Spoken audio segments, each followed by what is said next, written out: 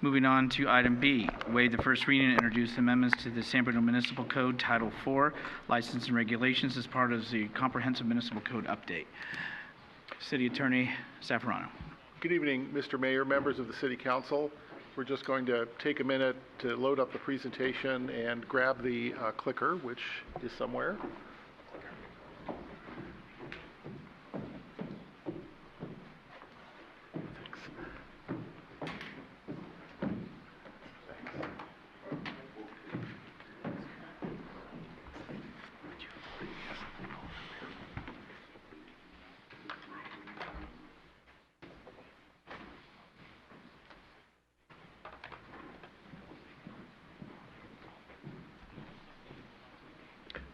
So our topic this evening is the proposed ordinance for introduction. This is the entirety of Title IV.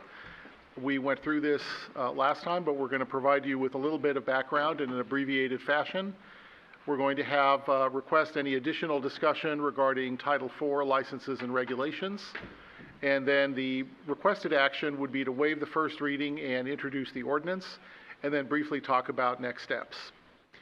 So last time we went through this background. I won't spend a lot of time on it now, but we've been at this since October of 2018 when we received information from Quality Code Publishing and determined at the City Council's direction to enter into a revision of the city's entire municipal code, all 11 chapters of it.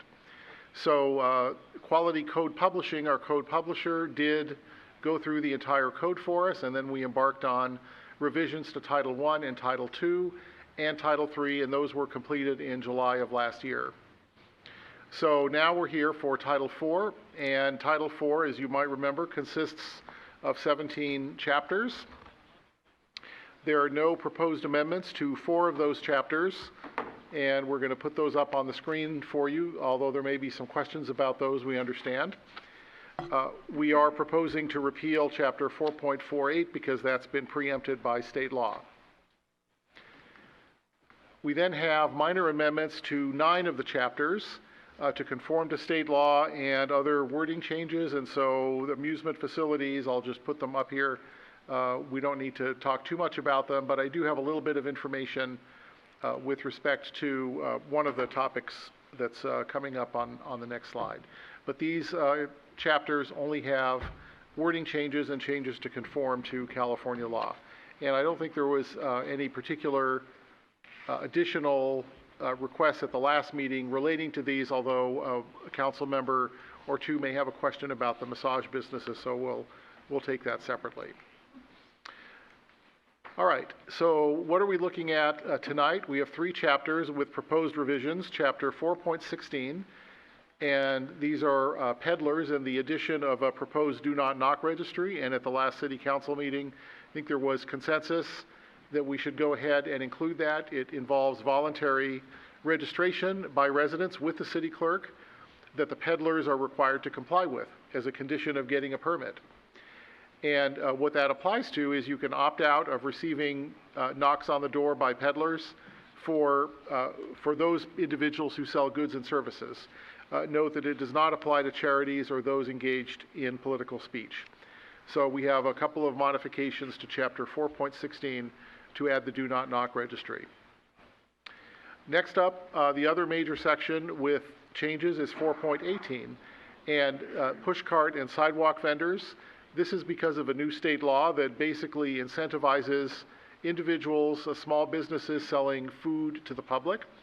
So we have a proposed ordinance in front of you last time and the same tonight, which includes all of the requirements by state law.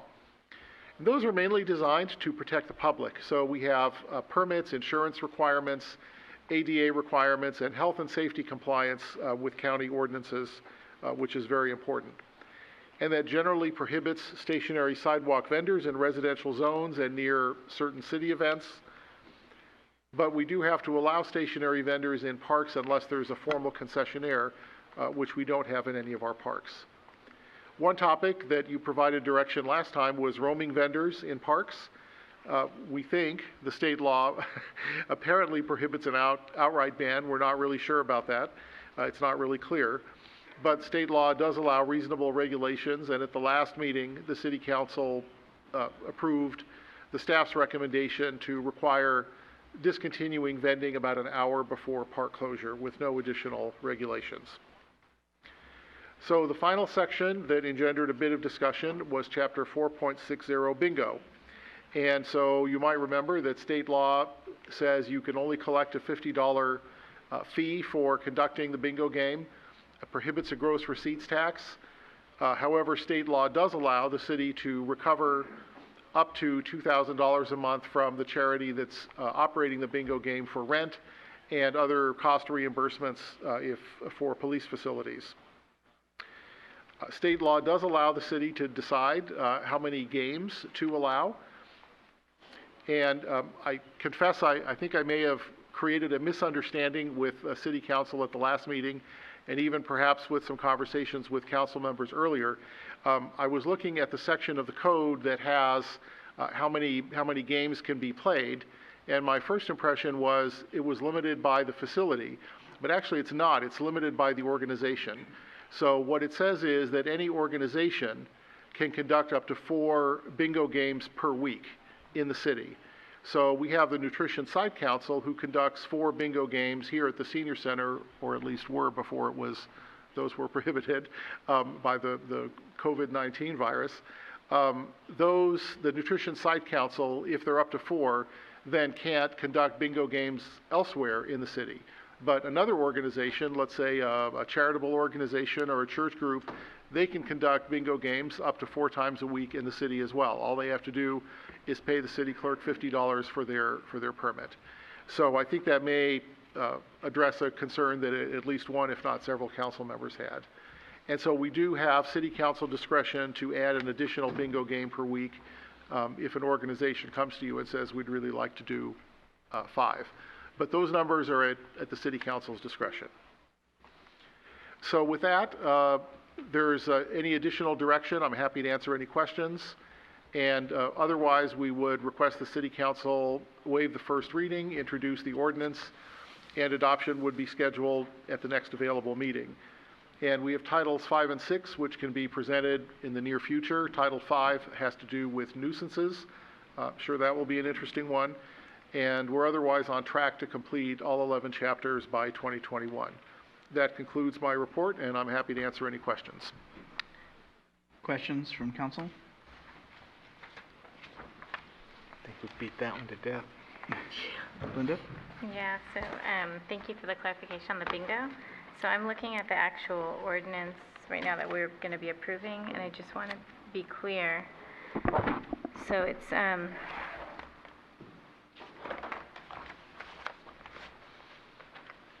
so it does say, no organization shall conduct, carry on, or operate bingo games in the city within any building, structure, lot, or premises within any calendar week if any other organization has conducted, carried on, or operated 4 or more bingo games within such building, structure, lot, or premises during the same calendar week. So, Right. So for example, if the Veterans Building was hosting a bingo night in the gym, there could not be a bingo downstairs in rooms, I think it's A, B, or C. Correct. 1 bingo game per facility. 4 per week. Correct. At 4 per week, exactly.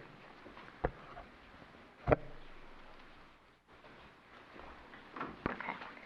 And then my other question was just a follow-up to the car dealership question. And I wanted to make a request because I did see your email and we spoke earlier today for the public to know.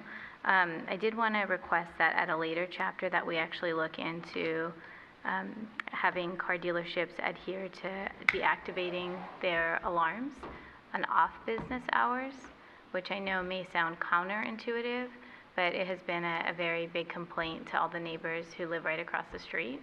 And so if we can look at that ordinance in the future, since my understanding is it wouldn't be the right fit in this particular section. And then I also wanted just to follow up on the massage parlor. If you could speak a little bit more about what could be done or what is being done to ensure that the open signs are not open past, I believe it was 9 o'clock is what we talked about and what's in the ordinance right now. Sure. So right now, there are, in essence, two city departments that deal with massage establishments. One of them is the police department, and the other is code enforcement, who, as we know, operates on a complaint-driven basis. So if they receive a complaint about a massage establishment, whatever it might be, either they're open past the hours or the lights on when they should be closed, then code enforcement would open up a file and take some action as a result of that.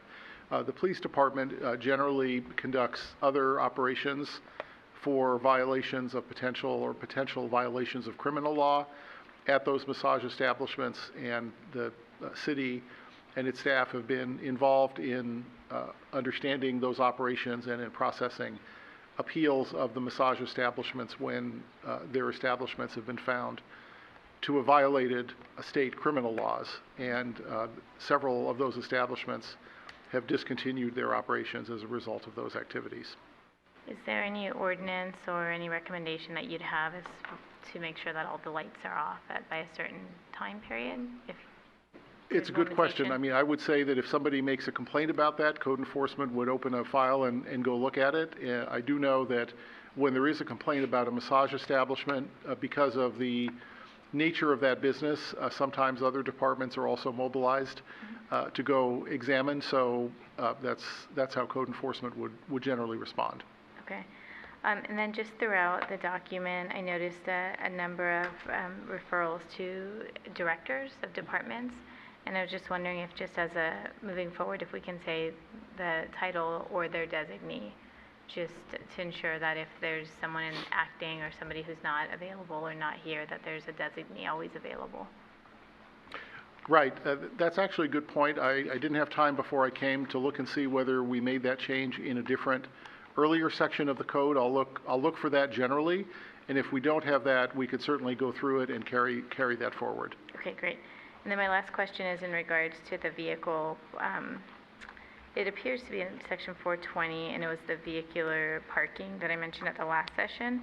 And my question at the last session, and still remains today, is why is it only the police that can make a determination of, I guess, where a vehicle or vendor will be parked if there's a community event? And the reason I ask that is because, as we've seen in the past year, if nonprofits or communities want to host events, they are responsible for paying for the police for their time. And so if we can make this less costly and still maintain the safety of the community, we may have more opportunities to have community gatherings. Right. So those community gatherings are generally the result of extensive pre-event planning by all city staff, including the police department involved in those decisions, community services, and other departments. And I think the costs that the city would seek to recover for the utilization of those services depends as much on the pre-event planning as it does on the planning during the event. And I don't know what actually goes on at those events in terms of who directs vehicle vendors to their locations, but it's my understanding those are determined where they're going to be in advance. Okay, maybe. If I can, we do rely on the police for those decisions, and they oftentimes are not the only one in the room, and they are providing advice, and more often than not, it's a collective decision with the other players of our special events team that's there. What I would say is the cost that's charged to the special event is sort of different than who is making the assessment on what's a safe and appropriate parking space. And so I think your core concern is with regard to the fees that special event holders are charged, and we can handle that through our fee schedule, whereas I do think it's appropriate to leave this as the police department being charged with the assessment of where is the most appropriate safe parking space. Okay, so that means that a police officer is not actually going to be required to be there and be directing. Yeah, so that would is just be- all event specific. Mm-hmm. Oftentimes it's really specific to how many people are going to be at the event, what type of personnel are there. Sometimes it's the police officers, other times it's a community service officer. Mm-hmm. But again, I think that question is more related to what fees are charged, That's not who correct. makes the assessment of where the appropriate location is. Okay, thank you. Just for clarify, are you saying, for example, if there was a festival and police were deemed that they needed to be on site, that the city should charge less for the police, or should we recoup our costs as the master fee schedule indicates? Well, I'm thinking when you go to the fair, the fairgrounds, right? It's not police officers that are directing vehicles and where they're going to be parking. No, okay. And so based on this code 4.20, it says here, for purposes of this chapter, the judgment of a police officer exercised in good faith shall be deemed conclusive as to whether the vending vehicle creates a visual or physical obstacle to safe entry or exit from or around the zones designated herein. So, I mean, if that could be decided in advance, to your point, because it's advanced planning versus having a police officer actually there directing where the vendor's going to go. But you weren't saying not to recoup full cost?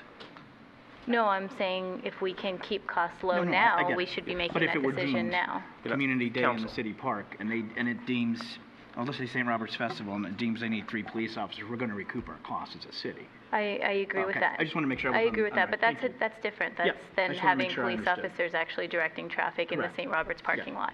And I think this is more giving the officers authority to regulate taco trucks on the public street rather than a special event. Well, that's what I'm clarifying with Well, our yeah. city attorney, yeah. I think there's a clarification between who makes the pre-planning decision for where the appropriate space is and who is out in the field that day controlling parking, thus what fees are being paid by the vendor. Two totally separate things. What we're talking about tonight is where that decision is vested with in our code, and the decision on the appropriate parking space is vested with the police department. And that does not have a connection to who actually enforces that. It could, for some special events, you're absolutely right, they do not hire our officers or CSOs. They bring in their own personnel, either volunteers or a private security company. It's all event specific. But this is talking about who has the vested right for determining where the appropriate location is during pre-planning of an event. Great, that's what I was looking for. Thank you. And I don't have any more questions. Thanks. Any other questions, comments? If not, we need to waive the first reading. Is there a motion? So moved. Is there a second? Second. Motion made and seconded to waive the first reading. All those in favor say aye. Aye. Any opposed? 5-0 voice. Anybody want to introduce the amendments or the ordinance? I'll make a motion that we introduce the ordinance for approval, amending Title IV of the Municipal Code. Is there a second? Second. Roll call, please. Vice Mayor Salazar, Aye. Councilmember Davis, Aye. Councilmember Mason, Aye. Councilmember Medina, Aye. Mayor Medina. Aye.